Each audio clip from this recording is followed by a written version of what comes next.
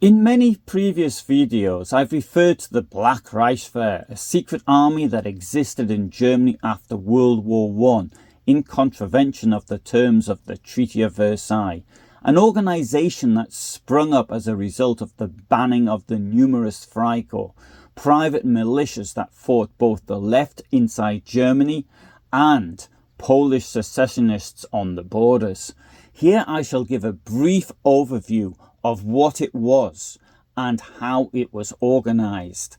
It was particularly important as this was part of the career path of many of the Nazi criminals that I've talked about on this channel. World War I came to an end due to an armistice. An armistice is of course nothing other than a ceasefire, and ceasefires tend to happen in order for the warring parties to think about what they're doing and in an effort to come to a non-violent agreement between them. Of course, in November 1918, Germany was in no position to negotiate. Its allies had all pulled out of the war, and it was being pulled apart by internal revolts. Its monarch had packed his bags and cleared off. I think it is the misinterpretation of what was actually happening that had led to the conservative backlash that occurred in Germany in the 1920s and 1930s. A misunderstanding of what this armistice actually was. It was not really a ceasefire, but more of a surrender.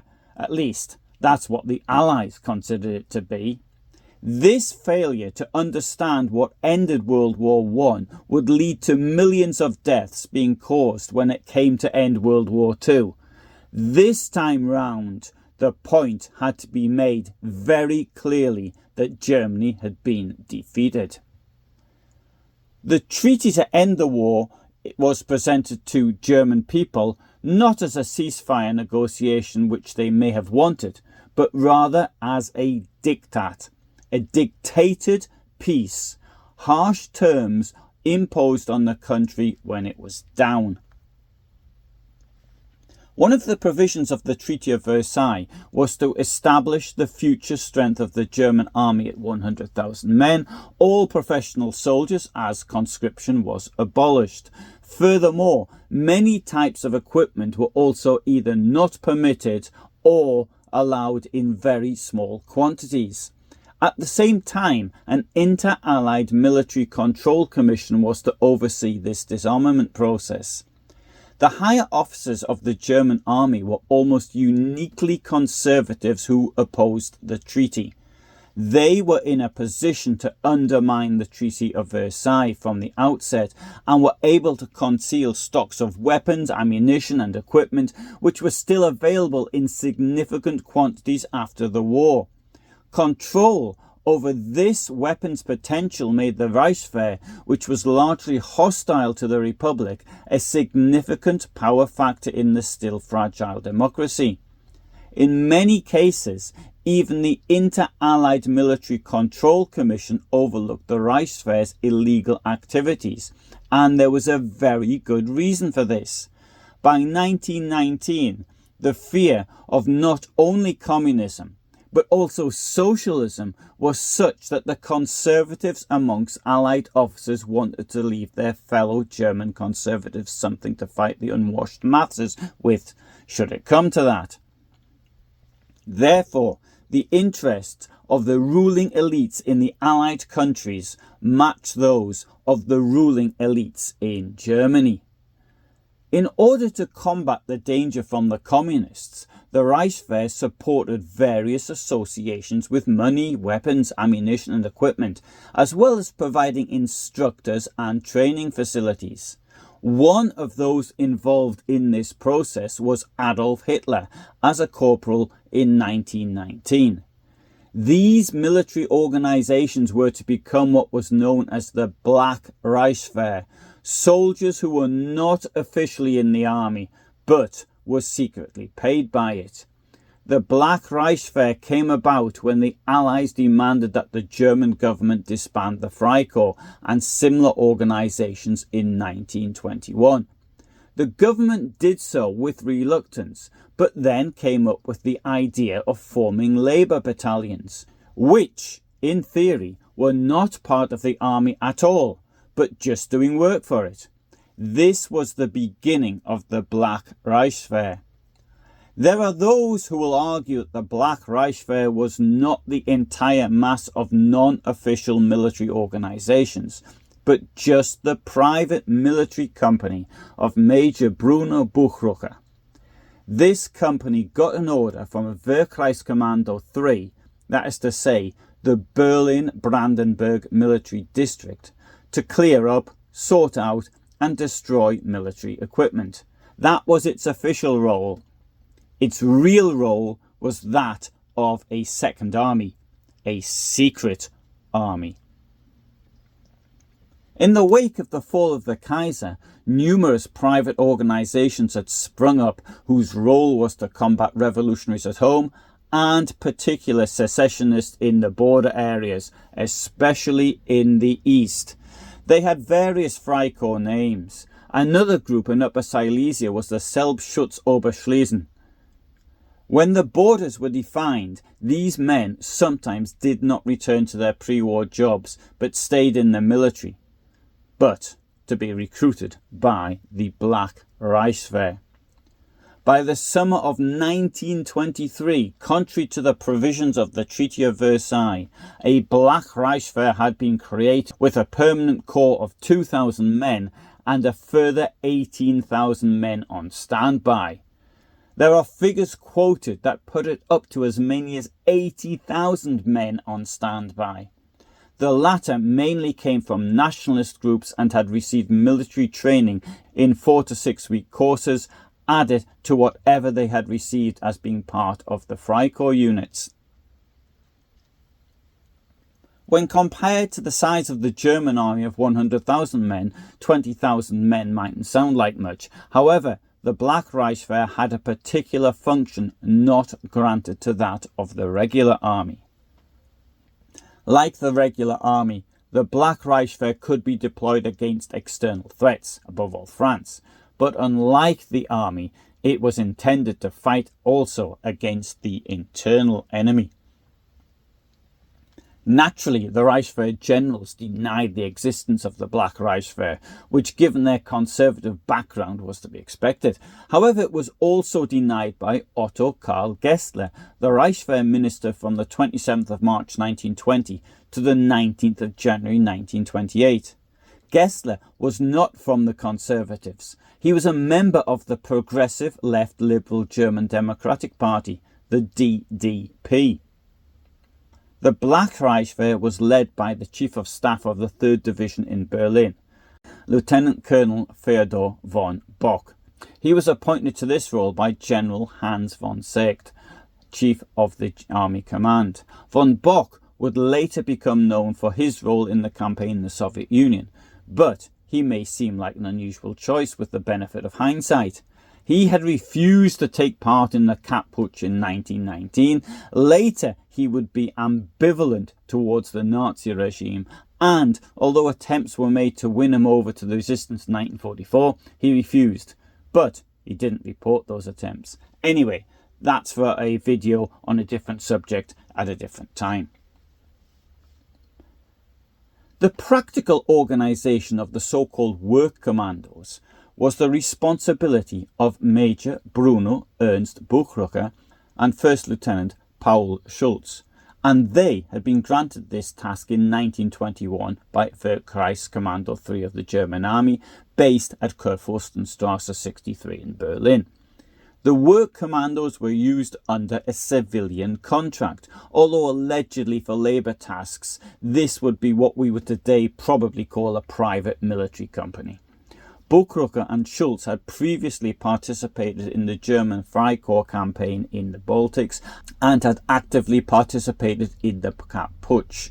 Buchrucker and Schulz recruited the Black Reichswehr primarily from various Freikorps, ensuring that their members were strictly nationalistic.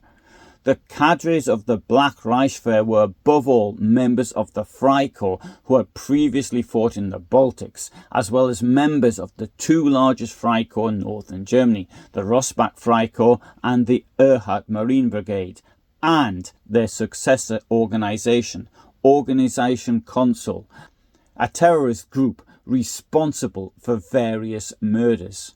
Subcommandos were founded so that by the end of September 1923 there were 23 groups around the German capital, politically united in their desire to overthrow the democratically elected government.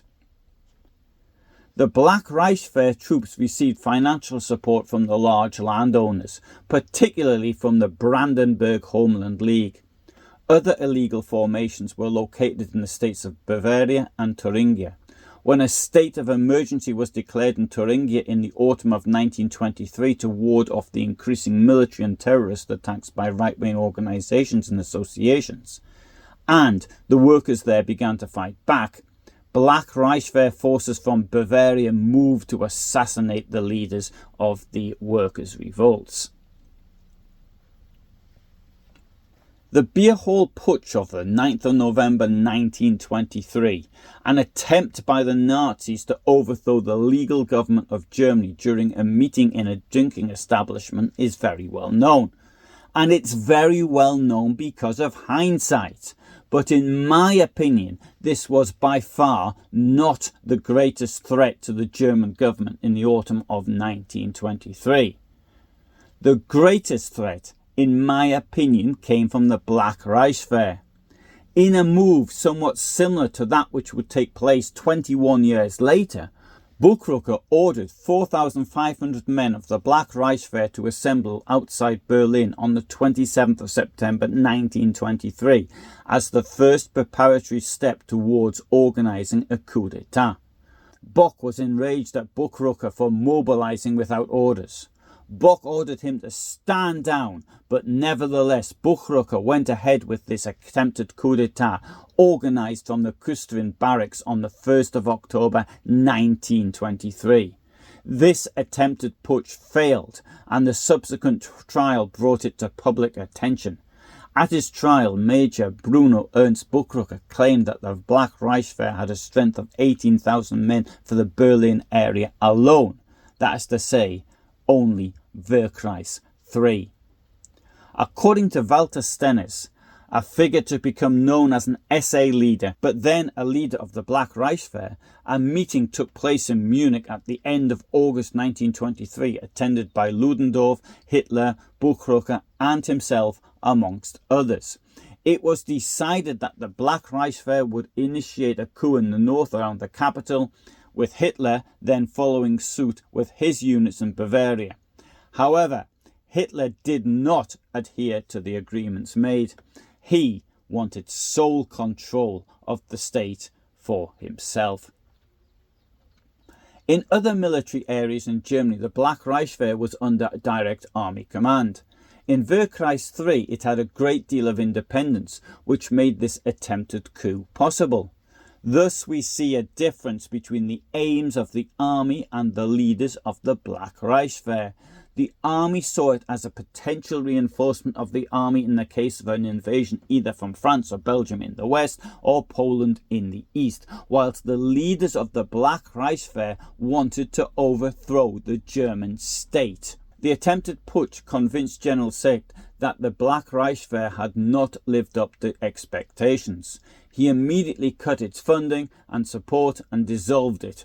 Some of the members joined still existing Freikorps units, others continued to receive support for their activities from large landowners in East Prussia. On the 3rd of October 1923, the German government received reports from the camps at Döberitz and Spandau. And now I quote the report from Döberitz. 2 days ago, that's to say the 1st of October 1923, in the Döberitz training camp, a unit of the Black Reichswehr, the Löwenfeld Regiment, which was 2 battalions strong, was disarmed by the Potsdam Cavalry Regiment of the Reichswehr. The Black Reichswehr in Döberitz also had a battery of 8 guns, including 21 and 15 centimeter guns. Heavy mortars and machine guns were also available.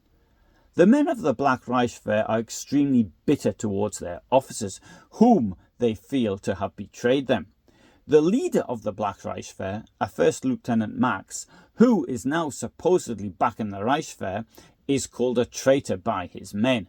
The men complain that on the day the Potsdam Uhlans arrived, no officers were to be seen, leaving them completely leaderless. The men of the Black Reichswehr were all arrested. Some were taken from Döberitz to Potsdam. Some of the men from Döberitz were offered the opportunity to join the Reichswehr if they complied with the prescribed conditions. Most were unwilling to do so. The report from Spandau noted that the Black Reichswehr troops were being incorporated into the regular army. It reads as follows. Yesterday and today, First Lieutenant Scheller's combat group was disarmed in the Spandau citadel. The men of this combat group are to be reuniformed by the Reichswehr. When they are disbanded, they will receive military uniforms, a military coat, and 150 million marks. Now, bear in mind that because of the hyperinflation, this wasn't much money at the time. It sounds like a lot, but it wasn't. The report continues. Each of those released will also receive a revolver and ammunition. The men will no longer be fed as of tomorrow. Scheller's combat group had a final strength of 200 men. A detachment at Fort Haneberg has also been disbanded. 24 men from this detachment have gone to Mecklenburg. A First Lieutenant Witt is continuing to try to find accommodation for the men on estates. A Captain Brenken is working in the same vein for Mecklenburg.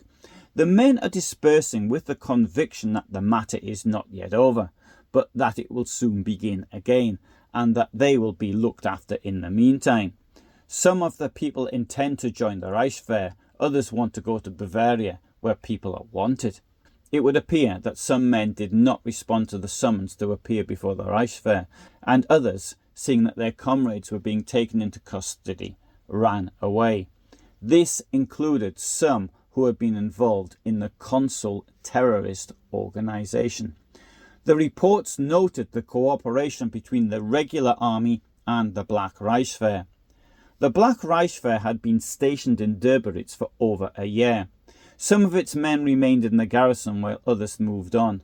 The Black Reichswehr received every possible support from the active Reichswehr. For example, the camp command provided horses for transporting the Black Reichswehr's artillery from the old camp to the new one. The Black Reichswehr was a secret organization in theory, and presumably many people learned of it for the first time from press reports following this attempted coup. The papers were able to report on the trials against the so-called Weimar murder, that is to say the murder of alleged traitors within right-wing groups, or those that they considered to be traitors to the state. These killings were extremely brutal. A sack would be placed over the head of the alleged traitor, who would then be beaten with clubs, iron bars, anything else that came to hand. This type of killing would also take part in the early concentration camps, possibly brought there by former Black Reichswehr members.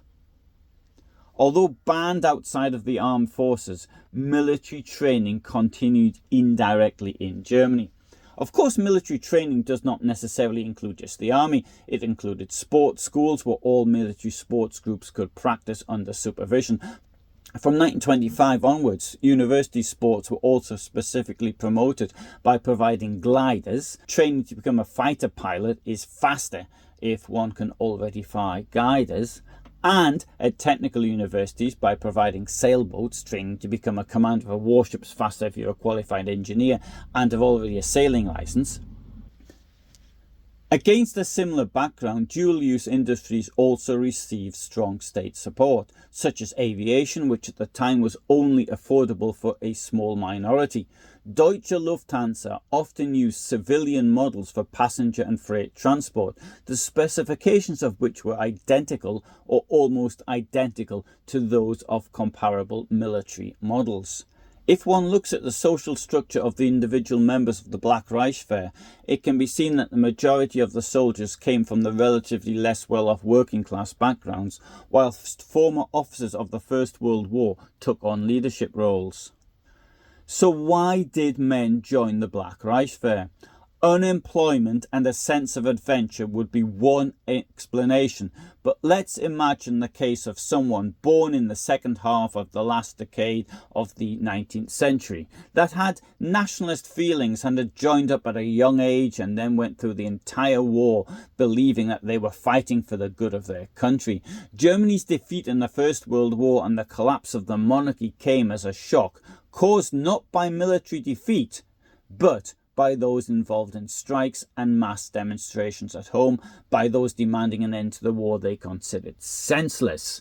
Thus, the stab in the back myth. The hatred of some was directed against the Social Democrats and Communists, against the workers' and soldiers' councils that had advocated for an end to the murderous war. Nationalist propaganda then primarily blamed the Jews for treason. The Weimar Republic, the product of this stab in the back, was overwhelmingly rejected and actively opposed. These men then joined the Freikorps to fight what they saw as the enemy at home and the enemy trying to break up Germany on the borders. Over the course of the post-war struggles, they became increasingly radicalized and politicized. Then the Freikorps were disbanded, and so they found their home in the Black Reichswehr. Of course, it needs to be made absolutely clear that the overwhelming majority of First World War German soldiers returning from the front had nothing to do with these organizations.